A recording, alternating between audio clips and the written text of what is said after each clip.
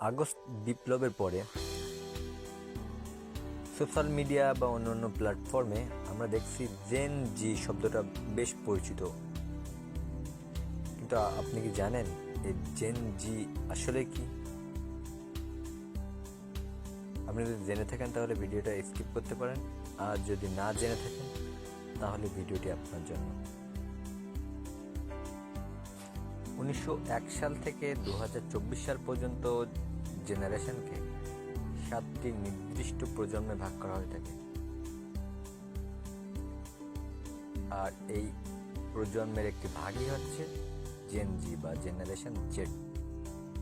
1901 সাল থেকে 1927 সাল, এই 26 বছরের ভিতরে যারা জন্মগ্রহণ করেছে তাদেরকে গ্রেটেস্ট জেনারেশন বলা হয়ে থাকে।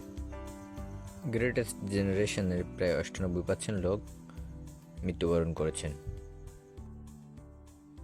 1928 সাল থেকে 1945 সাল, এই 17 বছরের ভিতরে যারা জন্মগ্রহণ করেছে তাদেরকে জেনারেশন ওয়াইজ সাইলেন্ট জেনারেশন হিসেবে অভিহিত করা হয়ে থাকে।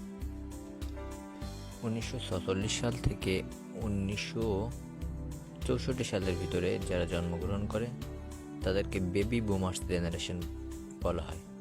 এদের ভিতরে ডোনাল্ড ট্রাম্পও রয়েছে।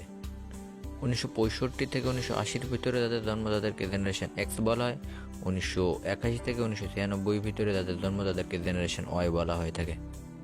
জেন জি বা জেনারেশন জেড তাদেরকে বলা হয় যাদের জন্ম 1997 থেকে 2012 সালের ভিতরে। 2012 সাল থেকে বর্তমান সময় 2024 সাল পর্যন্ত যারা জন্মগ্রহণ করছে তাদেরকে বলা হয় আলফা জেনারেশন। আপনার জন্মসাল অনুযায়ী আপনি কোন জেনারেশনের অন্তর্ভুক্ত জানাতে ভুলবেন না নিশ্চয়।